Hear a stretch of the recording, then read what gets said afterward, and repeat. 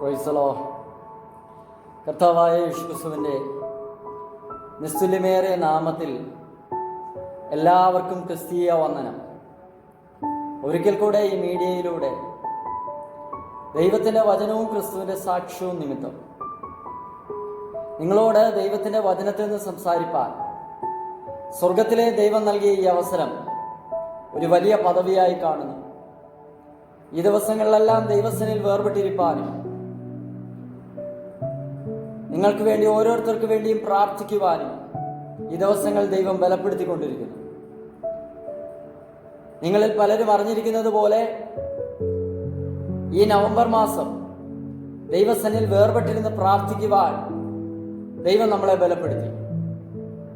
ഈ 29-ാം തീയതി വരെയും ദൈവത്തിൻ്റെ അസാധാരണമായ ദയ നമ്മളോടുകൂടെ ഉണ്ടായിരുന്നു. ദൈവത്തിൻ്റെ കരുതൽ നമ്മളോടുകൂടെ ഉണ്ടായിരുന്നു.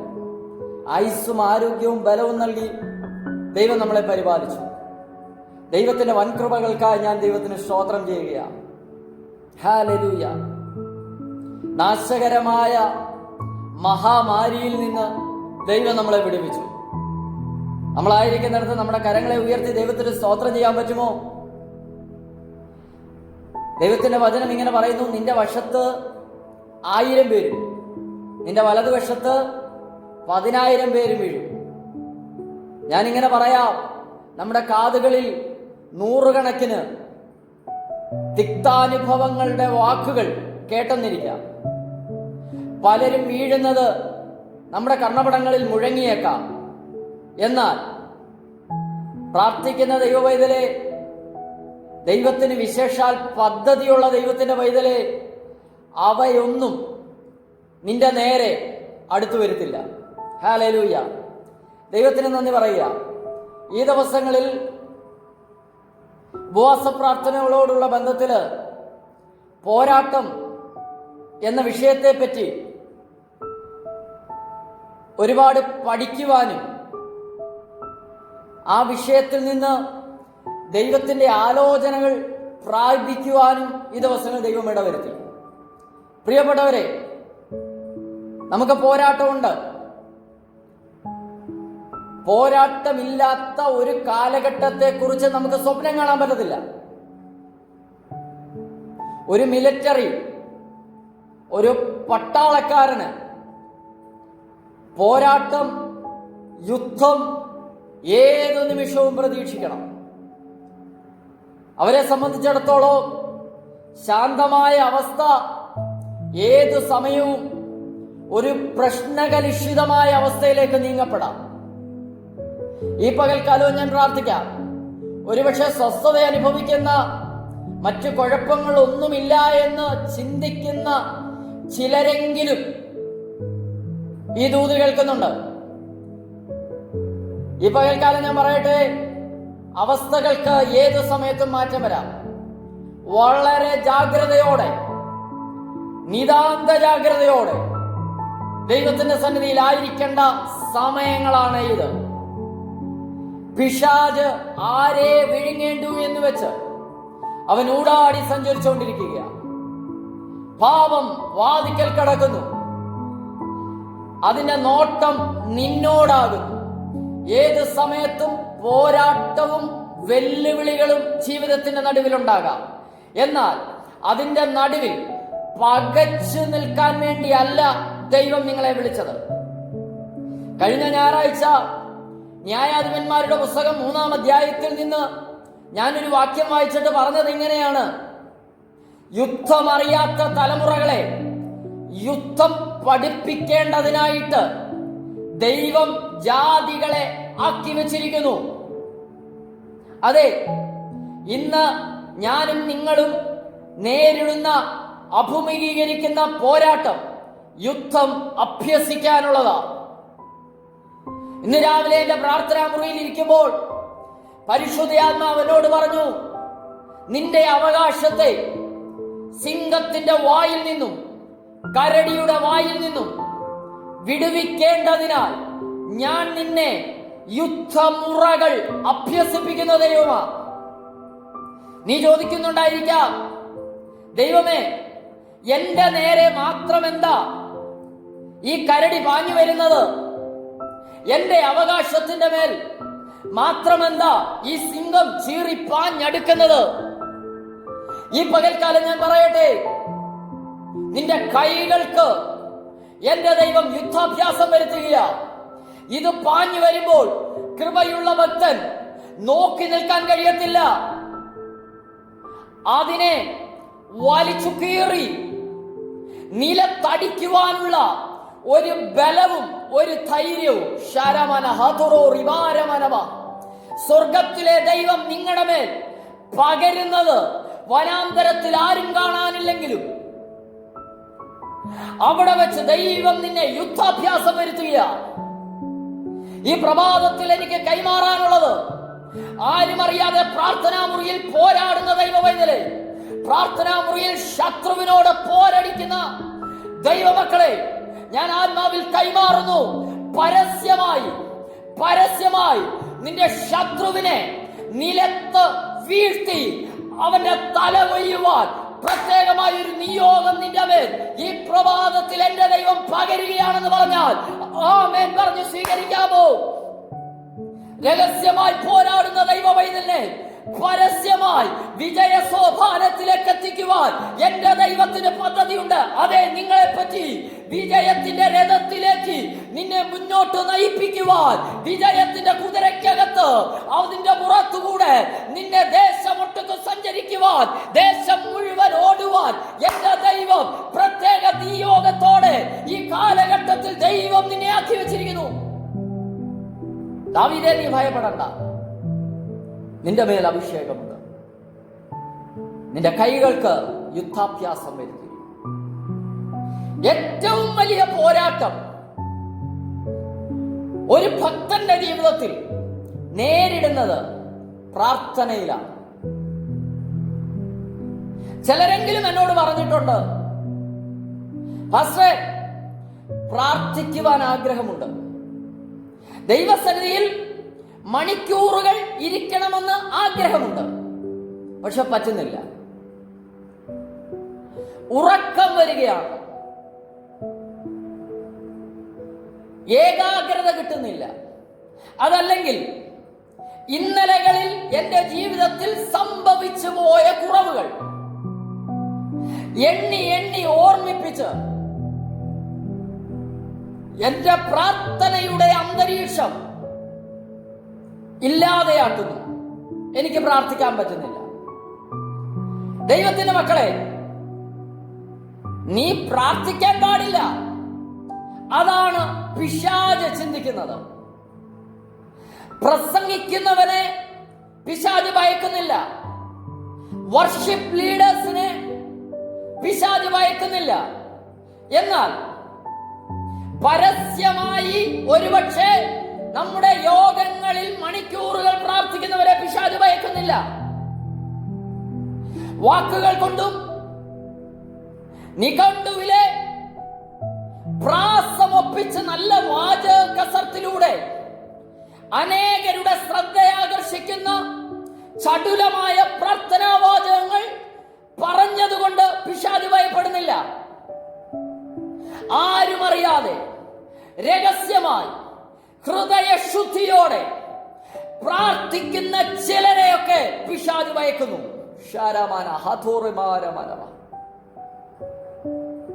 ഹൃദയശുദ്ധിയോടെ, ഞാൻ ഒരിക്കൽ കൂടെ ആവർത്തിക്കാം, ഹൃദയത്തിൽ ദൈവവുമായി നിരപ്പായി ദൈവത്തോട് മല്ല് പിടിച്ച് പ്രാർത്ഥിക്കുന്ന ചിലരെ പിശാച് ഭയക്കുന്നു. പ്രാർത്ഥനയ്ക്ക് വലിയ ശക്തിയുണ്ട് കേട്ടോ ദൈവമക്കളെ. നീ രഹസ്യമായി നിന്റെ റൂമിൽ ഇരുന്ന് പ്രാർത്ഥിച്ചാൽ അത് പരസ്യമായി ചില മണ്ഡലങ്ങളിൽ വെളിപ്പെടും. പ്രസംഗിക്കുന്നവനെയും ആരാധിപ്പിക്കുന്നവനെയും പിശാച് ഭയന്നില്ലേലും പ്രാർത്ഥിക്കുന്നവനെ പിശാച് ഭയക്കും. അതുള്ളത് തന്നെയാ. അബ്രഹാമും ലോത്തും തമ്മിൽ ഒരു വലിയ ശണ്ടയുണ്ടായി. അബ്രഹാം പറയുന്നു, നിനക്ക് നീ തെക്കോട്ട് പോവാണെങ്കിൽ ഞാൻ ആ വഴിയേ വരുന്നില്ല, ഞാൻ വടക്കോട്ട് പൊക്കോളാം. നീ കിഴക്കോട്ട് പോവാണെങ്കിൽ പൊക്കോ, ഞാൻ ആ വഴി വരുന്നില്ല, ഞാൻ പടിഞ്ഞാറോട്ട് പൊക്കോളാം.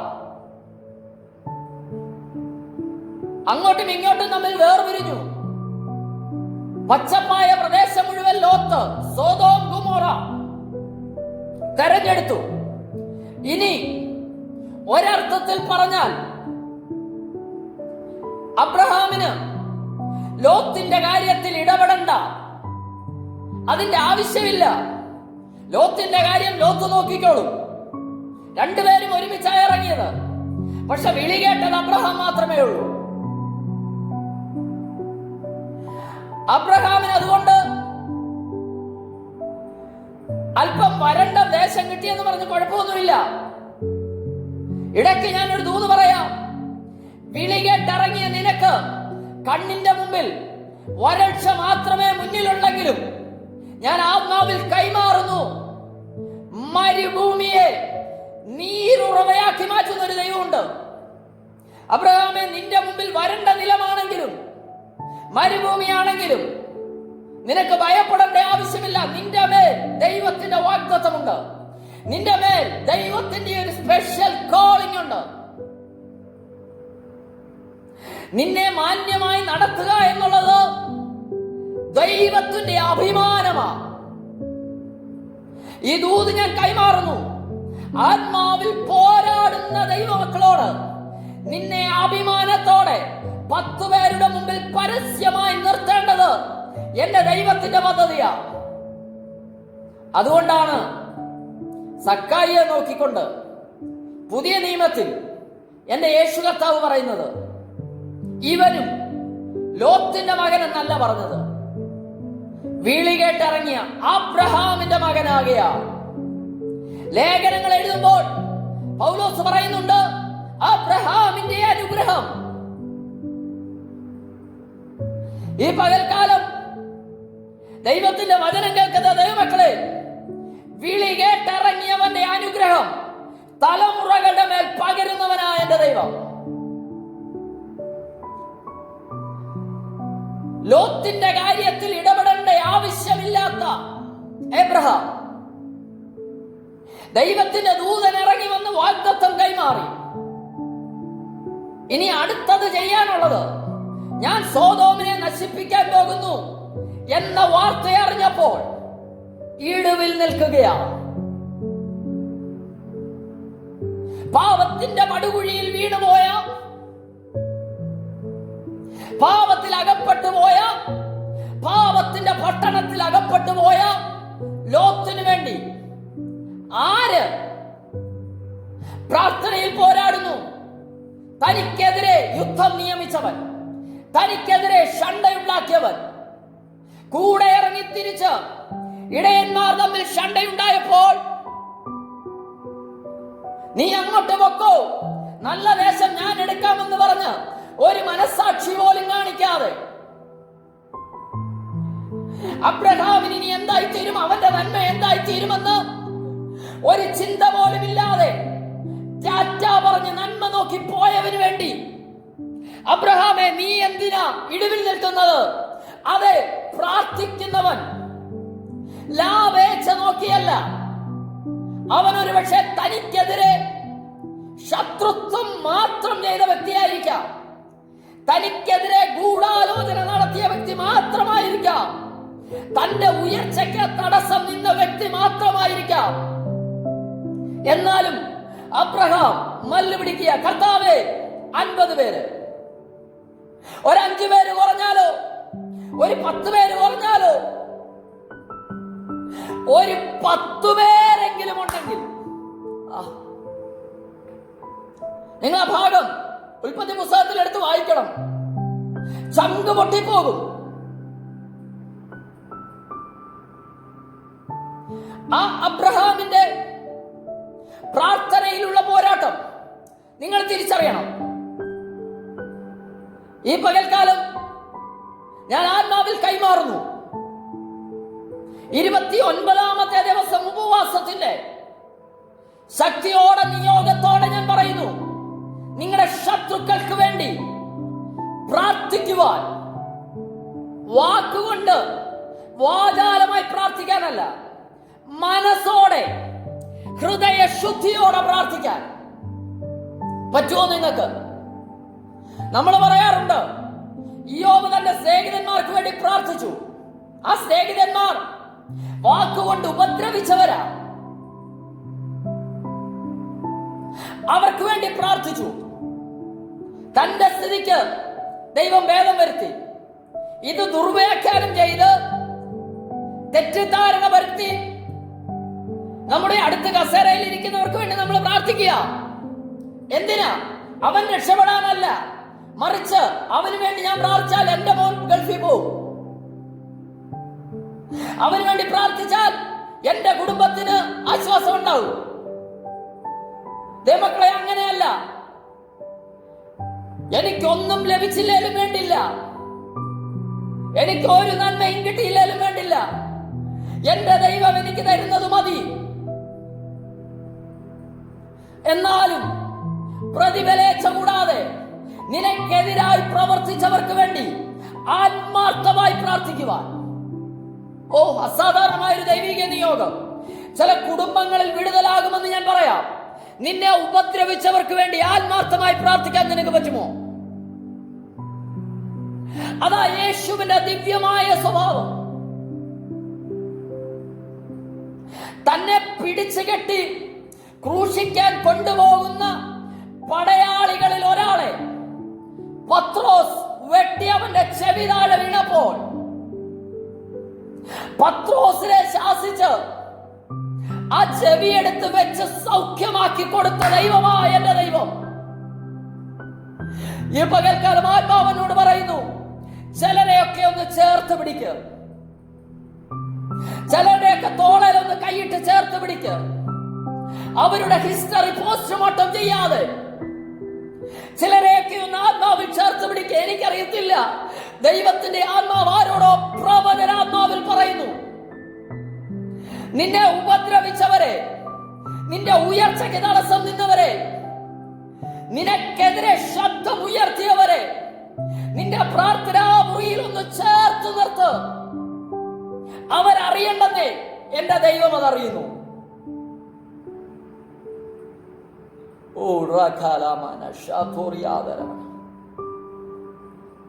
ഓ, പ്രാർത്ഥന മണ്ഡലത്തിലെ കെട്ടുകളെ എന്റെ ദൈവം പൊട്ടിക്കുന്നു.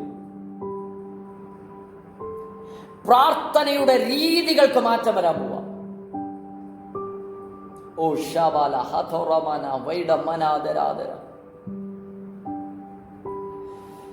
അബ്രഹാം ലോത്തിന് വേണ്ടി കരഞ്ഞതുപോലെ പാപത്തിലിരിക്കുന്ന ചിലർക്ക് വേണ്ടി കരയാൻ, ഇടിവിൽ നിൽക്കാൻ എത്ര പേരുണ്ട്? അവൻ വരുത്തി വെച്ചതല്ലേ, അവൻ അങ്ങനെ തന്നെ വേണം, ഇത് പറയാൻ ഒത്തിരി പേരുണ്ടെന്നേ. ചേർത്ത് പിടിക്കാൻ ആളുകളില്ലാത്തത്, കുറ്റം പറയാൻ 1000 പേരുള്ളപ്പോ അവരുടെ കൂടെ നടന്ന് കുറ്റം പറയാനല്ല ദൈവം നിന്നെ വിളിച്ചത്. ദൈവം നിന്നെ വിളിച്ചത് ചേർത്ത് പിടിക്കാനാ, അവർക്ക് വേണ്ടി ഇടിവിൽ നിൽക്കാനാ, അവരുടെ മാനസാന്തരം കൊതിക്കാനാ. ഓ, ഞാൻ ആത്മാവിൽ പറയുന്നു, അത് നിനക്ക് നന്മയായി തീരും, അത് നിങ്ങളുടെ കുടുംബത്തിൽ നന്മയായി തീരും, ദോഷം സംഭവിക്കത്തില്ല. ഗതസമനയിൽ സംഭവിച്ച ഒരു സംഭവം ഞാൻ നിങ്ങളുമായിട്ട് പങ്കുവെക്കാം. മത്തായി എഴുതിയ സുവിശേഷം 26-ാം അധ്യായം 41-ാമത്തെ വാക്യം. പരീക്ഷയിൽ അകപ്പെടാതിരിപ്പാൻ ഉണർന്നിരുന്ന് പ്രാർത്ഥിപ്പീൻ. ആത്മാവ് ഒരുക്കമുള്ളത്, ജഡമോ ബലഹീനം. ഗതസമനയിൽ രക്തം വിയർപ്പാക്കി, ഹൃദയം കലങ്ങി പൊട്ടിക്കരയുന്ന യേശു കർത്താവ് ഞാൻ കുടിക്കാതെ അത് നീങ്ങിക്കൂടാ എങ്കിൽ, കർത്താവെ കഴിയുമെങ്കിൽ ഈ പാനപാത്രം എങ്കിൽ നിന്ന് നീക്കണമേ. ഇല്ല, ഞാൻ കുടിക്കാതെ അത് നീങ്ങിക്കൂടാ എങ്കിൽ അങ്ങനെ സംഭവിക്കട്ടെ എന്ന് പറഞ്ഞു. വേദനയുടെ നടുവിലെ നിലവിളിയൊക്കെ ഭയങ്കരമാണ്. പക്ഷെ കൂടെ ഉള്ള ഒരു 12 പേരുണ്ട്. അതിനകത്തെ ഒരാൾ പോയി, ബാക്കി 11 പേരുണ്ട്. ഒരു 3 പേരടയ്ക്ക്, ബാക്കിയുള്ള 8 പേരപ്പുറം. യേശു കർത്താവ് ഇവരോട് പറഞ്ഞത്, പരീക്ഷയിൽ അകപ്പെടാതിരിപ്പാൻ ഉണർന്നിരുന്ന് പ്രാർത്ഥന. പക്ഷേ അവർക്ക് പ്രാർത്ഥിക്കാൻ പറ്റുന്നില്ല. അവരുറക്കം തോന്നുന്നില്ല. കാരണം അവർക്ക് പ്രാർത്ഥിക്കുവാൻ കഴിയുന്നില്ല. ഈ പകൽക്കാലം ആ കെട്ട് എൻ്റെ ദൈവം പൊട്ടിക്കാൻ പോകാം. ആത്മാവെന്നോട് പറയുന്നു, പ്രാർത്ഥനയിൽ പോരാടാൻ കൃപ ലഭിച്ച ഭക്തന്മാർ, അവരെ പിശാച് പ്രാർത്ഥിക്കുവാൻ കഴിയാതെ ബന്ധിച്ചു നിർത്തി. പ്രാർത്ഥനയിൽ പോരാടാൻ കഴിയുന്നില്ല. പ്രിയപ്പെട്ടവരെ, ഗതസമനയിൽ എൻ്റെ യേശു രക്തം വിയർപ്പാക്കിയതിൻ്റെ അനന്തര ഫലമാ ഞാൻ നീയും ഇന്ന് അനുഭവിക്കുന്ന നന്മ. യേശു കർത്താവോട് പറയുന്നു, കഴിയുമെങ്കിൽ ഈ പാനപാത്രം. പക്ഷെ അത് നീങ്ങിയില്ല. പക്ഷെ സംഭവിച്ച മറ്റൊന്നുണ്ട്. ഒരു ദൂതൻ, ലൂക്കോസിന്റെ സുവിശേഷം വായിക്കുമ്പോൾ നമുക്കറിയാം, ഒരു ദൂതൻ ഇറങ്ങി വന്നു തന്നെ ബലപ്പെടുത്തി. ഞാൻ പറയാം, നീ പ്രാർത്ഥിച്ച പ്രാർത്ഥനകൾക്കൊന്നും മറുപടി ലഭിച്ചില്ലെങ്കിലും, നീ പ്രതീക്ഷിച്ചതുപോലെ കാര്യങ്ങളൊന്നും നടന്നില്ലെങ്കിലും, ഞാൻ പറയാം, ഒരു ദൂതൻ വന്ന് നിന്നെ ബലപ്പെടുത്തും. ഈ ദിവസങ്ങൾ പ്രാർത്ഥനയിൽ പോരാടുന്ന ദൈവമക്കളോട് ഞാൻ ആത്മാവിൽ കൈമാറുന്നു, ഒരു ദൂതൻ വന്ന് നിന്നെ ബലപ്പെടുത്തും. എൻ്റെ പ്രാർത്ഥനാ മുറി ഞാൻ ഒരുപാട് പ്രാവശ്യം അത് അനുഭവിച്ചറിഞ്ഞിട്ടുണ്ട്. എൻ്റെ പ്രാർത്ഥനയ്ക്ക് എല്ലാം മറുപടി ലഭിച്ചത് കൊണ്ടല്ല ഞാൻ ഇന്ന് നിവർന്നു നിൽക്കുന്നത്. ഒരുപാട് പ്രാർത്ഥനകൾക്ക് ഇന്നും മറുപടി ലഭിച്ചിട്ടില്ല. പക്ഷെ വേദനയോടെ ഞാൻ കരഞ്ഞ വിഷയങ്ങളിൽ, എഴുന്നേൽക്കാതെ, പായിൽ നിന്ന് എഴുന്നേൽക്കാതെ കരഞ്ഞ വിഷയങ്ങളിൽ ദൈവത്തിന്റെ ദൂതൻ വന്ന് എന്നെ ശക്തീകരിച്ചു. ഇസബേലിന്റെ വാക്കിന്റെ പിന്നിലെ പൈശാചിക ശക്തിയുടെ ഉദ്ദേശം, ഏലിയാവ് ഇനി ശുശ്രൂഷ ചെയ്യരുത്. ആ വാക്കിന്റെ പൈശാചിക ബലമാണ് ഏലിയാവ് പറയുന്നത്, മതി കർത്താവേ മതി. ചില പൈശാചിക വ്യാപാരത്തിന്റെ വാക്കുകളുടെ ശക്തികൾ പോരാടാനുള്ള നിന്റെ വീര്യത്തെ തകർത്തു കളയുമ്പോൾ, മതി എന്ന് പറയുമ്പോൾ, എന്റെ ദൈവം തന്റെ ദൂതനെ അയച്ച് എഴുന്നേൽപ്പിക്കുന്ന ദൈവമാ. ആത്മാവനോട് പറയുന്നു, മടുത്തുപോയി പ്രാർത്ഥിച്ച് പോരാടാൻ കഴിയാതെ അലസമാക്കിയ ചില മേഖലകളെ ഏകാഗ്രതയെ നഷ്ടപ്പെടുത്തി പ്രാർത്ഥിക്കുവാൻ കഴിയാതെ പൂട്ടിയിട്ട, പ്രാർത്ഥനയിൽ പോരാടാൻ കഴിയാതെ കെട്ടിയിട്ട ചില മേഖലകളെ എന്റെ കർത്താവ് ഈ പകൽക്കാലം അഴിക്കുകയാണ്. ദൂതനെ അയച്ച് നിന്നെ ശക്തിപ്പെടുത്തുന്നത്, വീണ് കിടക്കുന്ന യേശുവിനെ മുഖം തിരിച്ച് വേണ്ടെന്ന് പറഞ്ഞിട്ട് പോകുകയല്ല. ഓ റമന ശബ്ദല അറിയാതരമനവ, നടന്നേ പറ്റൂ, ആ പാനപാത്രം കുടിച്ചേ പറ്റൂ. നിന്റെ കഷ്ടതയിൽ നീ നിലവിളിക്കുമ്പോൾ, നിന്റെ ഭാരത്തിൽ നീ ദൈവത്തോട് നിലവിളിക്കുമ്പോൾ, ഭാരം മാറിയില്ലേലും നിനക്ക് ബലം തന്ന് കൃപ നൽകി നിന്നെ മാനിക്കുന്നവനായ എന്റെ ദൈവം. പോരുകളുടെ മേൽ ക്ഷയമെടുക്കുവാൻ, പോരാട്ടങ്ങളുടെ മേൽ ക്ഷയമെടുക്കുവാൻ എന്റെ ദൈവം പ്രത്യേകമായൊരു നിയോഗം, ഒരു കൃപ നിങ്ങളുടെ മേൽ പകരുന്നു. കണ്ണുനീരോടെ വിതയ്ക്കുന്നവൻ ആർപ്പോടെ കൊയ്യും. കണ്ണുനീരുണ്ടെങ്കിലേ ആർക്കുള്ളൂ, വീതയുണ്ടെങ്കിലേ കൊയ്ത്തുള്ളൂ. കണ്ണുനീര് ദൈവത്തിന്റെ തുരുത്തിയിലാക്കി വെക്കുന്നു. ആ തുരുത്തി നിറഞ്ഞ അത് അളന്നെടുത്ത് മറുപടി തരുന്ന ഒരു ദൈവമുണ്ട്. കരഞ്ഞ കരച്ചിലിന് അളവ് നോക്കി ആർപ്പിടാനുള്ള അവസ്ഥ തരുന്നവനായ എന്റെ ദൈവം. വിതയ്ക്കാൻ ബുദ്ധിമുട്ടാണ്. മനസ്സോടെ വിതച്ച മേഖലകളെ ആർപ്പോടെ കൊയ്യാൻ ദൈവം വിളവ് തരുന്ന സമയങ്ങളായിട്ട് ഞാൻ ആത്മാർത്ഥമായി പ്രവചിച്ചു പറയാം. പ്രാർത്ഥനയിൽ പോരാടി ജയിക്കുന്നവരെ, കണ്ണുനീരൊഴുക്കി പ്രാർത്ഥിക്കുന്നവരെ, നീ ലജ്ജിച്ചു പോകുവാൻ സംഗതി വരുത്തില്ല. ലജ്ജിക്കുവാൻ സംഗതി വരുത്തില്ല. അബ്രഹാമേ, നീ തോറ്റു പോകത്തില്ല. ദാവീദേ, നീ തോറ്റു പോകത്തില്ല.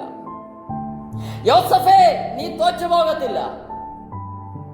നെഹമ്യാവേ, നീ തോറ്റു പോകത്തില്ല.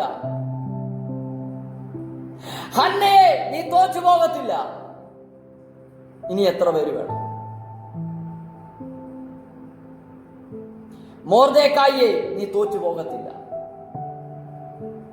ഈ പകൽക്കാലം നീ തോറ്റു പോകത്തില്ല. കൈ തന്ന് ഞാൻ പറയുക, നിങ്ങളുടെ കരം പിടിച്ച് ഞാൻ പറയുക, നീ തോറ്റു പോകത്തില്ല. നിങ്ങളുടെ കരം ആ സ്ക്രീനിന്റെ മീതെ ഒന്ന് നീട്ടുകയാണ്. നീ തോറ്റു പോകത്തില്ല. പിശാച് തോൽക്കാൻ പദ്ധതി ഒരുക്കുമ്പോൾ നിങ്ങളുടെ മുഖത്ത് നോക്കി ഞാൻ ആത്മാവിൽ പറയുന്നു, ഇല്ല, നീ തോറ്റു പോകത്തില്ല. നീ ജയിക്കും. നീ അതിനെ ആത്മാവിൽ ജയിക്കും. യേശുവിന്റെ നാമത്തിൽ പറ. ഒരു ദൂതൻ വന്നു. ഞാൻ ആത്മാവിൽ കാണുന്നു. നിങ്ങളുടെ മുകളിൽ കരം വെച്ച് ഞാൻ പ്രാർത്ഥിക്കുന്നു. നീ ജയിക്കും. നാമോ നമ്മെ സ്നേഹിച്ചവൻ മുഖാന്തരം ഇതിലൊക്കെയും പൂർണ്ണജയം പ്രാപിക്കുന്നു. കണ്ണുകളടയ്ക്കാൻ പ്രാർത്ഥിക്കാം. കർത്താവേ, എന്നെ കേൾക്കുന്ന എല്ലാ ബഹുമാന്യ ശ്രോതാക്കൾക്കായി ഞാൻ പ്രാർത്ഥിക്കുന്നു. പ്രാർത്ഥനയിൽ പോരാടാൻ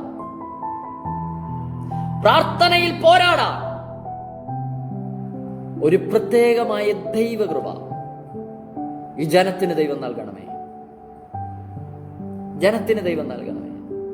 യേശു ക്രിസ്തുവിന്റെ നാമത്തിൽ ഞാൻ പ്രാർത്ഥിക്കുന്നു. അനുഗ്രഹിച്ച് പ്രാർത്ഥിക്കുന്നു. പോരുകളുടെ മേൽ ജയമെടുക്കട്ടെ. ബന്ധനങ്ങൾ അഴിയട്ടെ. യേശു ക്രിസ്തുവിന്റെ നാമത്തിൽ ഞാൻ പ്രാർത്ഥിക്കുന്നു. അനുഗ്രഹിച്ച് പ്രാർത്ഥിക്കുന്നു. പുതുപുത്ത പരിശുദ്ധാത്മാവാം ത്രിയേക ദൈവനാമത്തിൽ ഈ പ്രിയമുള്ളവർ ഒരു അനുഗ്രഹമായി മാറട്ടെ, വിടുതലായി മാറട്ടെ. പ്രാർത്ഥന കേട്ടുകൊണ്ട് സ്തോത്രം. യേശു ക്രിസ്തുവിൻ നാമത്തിൽ തന്നെ ആമേൻ. ഇന്നലകളിൽ നിങ്ങളുടെ പ്രാർത്ഥന ഞങ്ങൾക്ക് ഒത്തിരി അനുഗ്രഹമായിരുന്നു. അന്യോന്യം പ്രാർത്ഥനയിൽ പിന്നെയും ഓർക്കാം.